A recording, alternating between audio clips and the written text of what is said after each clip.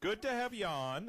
When I saw you last in Labrador, you were speaking at the Labrador Expo, and it was nice we got a chance to catch up. One of the things you talked about there, unprompted, and it impressed me and I think many others in the audience, was mental health and what the Liberal Party was looking to do with mental health policy in Newfoundland and Labrador.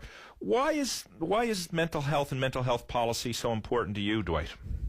Well, Tim, as you know, I spent really over 30 years as a community pharmacist, and of course that was really the starting point for me in what came to be my business career, I guess. But I always went back to, I guess, your early education as a pharmacist, and many of the experiences that I had in working in a small town in Newfoundland and Labrador, and I can cite many examples where I've seen so many people, not simply because they actually suffered with mental illness, but simply because they were just one too many. I can give you cases where where caseloads were okay, that we can take 30, for instance, within the system. If you happen to be number 31, well, you couldn't access services.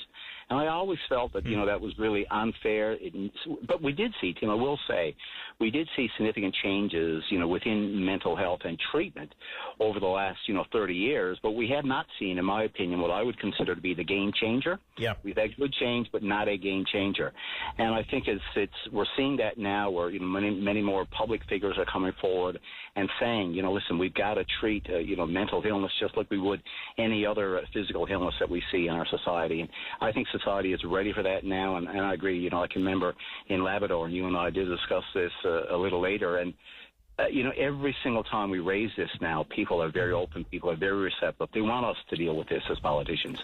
And you're seeing this across the country too, Dwight. Many leaders are talking about it. I mean, there's good politics to be had in it, but I think that the challenge for you or for any politician is, yes, you're a political leader, and yes, you have to be mindful of the politics, but I really, truly do believe that mental health is one of these issues that should transcend partisanship, because it does. It doesn't discriminate against whether you're a Liberal, a Conservative, or a New Democrat, a Green Party member, when it takes hold of different people. Absolutely, because, one thing that I do know for sure is that long after my political career is over, there will still be people that are suffering with mental illness. And so it's not about the politics. It's not about, snatching for votes. If there was a way that we could put all political parties in a room and deal with a strategy and a policy that, could actually bring positive impact to mental illness, well, I can tell you what, I'll be there. There's no question about that. And so for me, it's about helping to facilitate some of the change. I know what we're going to need in all of this is access to services in our communities, and it's going to take a lot of cooperation, a lot of working in collaboration with all our healthcare professionals to be able to do that. You used the phrase game changer earlier. It's used often to talk about those big policies or those big choices that people make that change the landscape. Is there really a game changer in mental health that you could point to it? I'm hard-pressed to do it. I'm just wondering if you have an idea of what that might be. Well, that's what I said. We've seen significant change, but we have not seen the game changer. And I think right now, as people spoke quietly about this for many years, people are now speaking out, with a stronger voice for this. We've seen it, for instance, with, the success of Clara Hughes just this past on the tour that she did across Canada. And, there's quite a few people that got attracted to that and went and listened to her story. And as we've seen others, of course, unfortunately, this week, a lot of the attention is because, as a result of, the death of Robin Williams. But it's events that will do this. It's events that will, draw people together. And I think collectively that there will be, changes. I'm not suggesting that there's going to be some, silver, here that's going to make the significant change, and all of a sudden that we're going to see mental health right where we'd like to see it right now. But it will happen, and I think it will happen as people are comfortable in speaking out, and it will happen as we put community services in place where healthcare professionals and people that are prepared to share their stories with their friends and colleagues, that are affected by the same disease. Well, one of those people who did do the Bell Let's Talk with Clara Hughes is, of course, Seamus O'Regan. You've heard our news. I don't think it's any big surprise. We've gotten sources to confirm that Seamus will be making the announcement about his candidacy for the Federal Liberal Party in St. John's West, Mount Pearl, on Monday here in that riding. What does that do for you and the Liberal Party of Newfoundland and Labrador to have somebody of that just get involved in Liberal politics, though, at the federal level? But I think there's a downstream effect, isn't there?